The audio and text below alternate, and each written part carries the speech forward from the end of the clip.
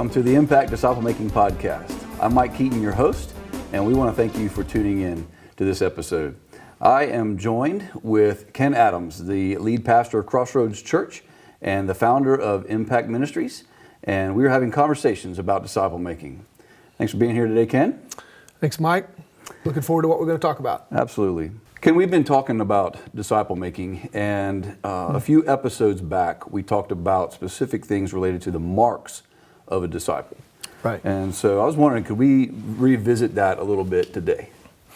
Yeah, that's a great topic, and I think it's probably the beginning spot for really disciple making, because everybody's got to know the target of disciple making, and you got to ultimately know what it is you're aiming for and what it is that you're ultimately really trying to produce. And so if you know, Mike, if it's clear that Jesus has told us that our mission is to make disciples, but we don't know what one looks like when we've made it, then how in the world are we ever going to be able to make one? I mean, It's just setting us up for failure, right? Right. So it is so important that we understand what are the marks of a disciple, that we have it very, very clear that we know. I mean, it would be, I would say you could compare it to maybe in the field of education, if a school was trying to help kids learn and produce graduates, I guess is their end result. If they're trying to produce graduates, but they have no idea of what a graduate is supposed to know or what a graduate is supposed to look like, then how in the world are they ever going to produce that? How in the world are they going to? So if a school needs to have a clearly defined end product target, then how much more does a church? How much more do we as believers who are called to make disciples really need to know what a disciple looks like? Yeah, I like the way you put that. It clearly, defined end product. We don't really have a product per se, but in a sense we do. That is a disciple. Exactly. And so we think about what that looks like for a disciple. How can we know what those marks are? Well, the good news is that we can know, and we do know, because the reality is that whatever we see in several different generations of a disciple would clearly be one of the marks that we would need, a consistent mark. So I would say it like this. So if we see something in the life of Jesus, it's very clearly distinguishable mark that was true about his life, and then we see that same mark in the life of one of his disciples, then we see it in their disciples, then the conclusion is we ought to see it in us. Mm-hmm. So for an example, so Jesus made a priority of spending time with the Father. He would get away regularly and meet with the Father and pray and really sort of get an agenda from his Father in heaven. Well, after that, we see the disciples living out that same priority. They would worship God. They would spend time with God. They were committed to the teachings, and so the apostles' teaching. And so we see that characteristic carried out through the church. So if we see something in multiple generations of disciples, then it's safe to say that that's one of those marks that we really need to be looking for.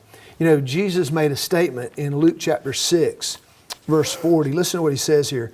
He says, "A disciple is not above his teacher, but everyone, when he is fully trained, will be like his teacher." Mm. So I think what Jesus is telling us is that the disciple, or the end product of our mission, is to see more disciples that are fully trained, which means that they look like their teacher. And so as church, what our task is is to help develop students, disciples, that look just like Jesus, because he's our teacher.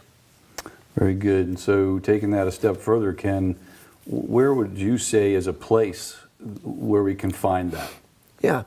Well, that's a great question, and it's pretty easy because you see, as you look at, Jesus' life, then his disciples, and then you look at the early church in the book of Acts, you actually see all of those marks fleshed out in multiple generations. So a good example would be that when you read Acts chapter 2, verses 42 through 47, you get this very clear, concise snapshot of what the New Testament believers, how they lived and what they did. And what's interesting is that you see there that, first of all, they had a sense of commitment to one another. They were belonging to one another. We'd like to say they were all members of Right. Jesus' mission.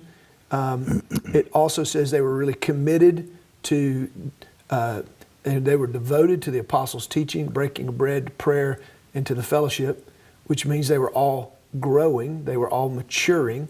It says that they were worshiping God in the temple courts and from house to house. They were magnifying God. They were worshiping Him. They were seeing people come to know Him every day. They were sharing their faith. They were messengers.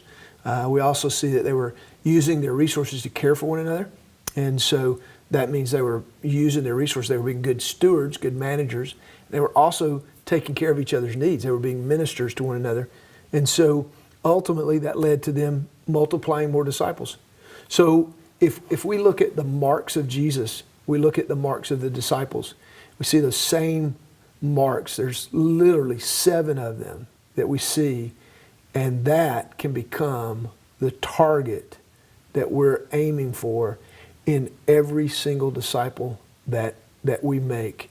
And that's what we're doing here at Crossroads Church. And literally, whether we call them that or not, that ought to be the same marks that are being produced. Because when those things happen, when you have a disciple who is a member and belonging, and a person that's magnifying and worshiping, and a person that's ministering and serving and maturing and growing, and when they're managing their resources well, and they're a messenger and they're multiplying, then here's what that tells us, is that at that point, they are becoming a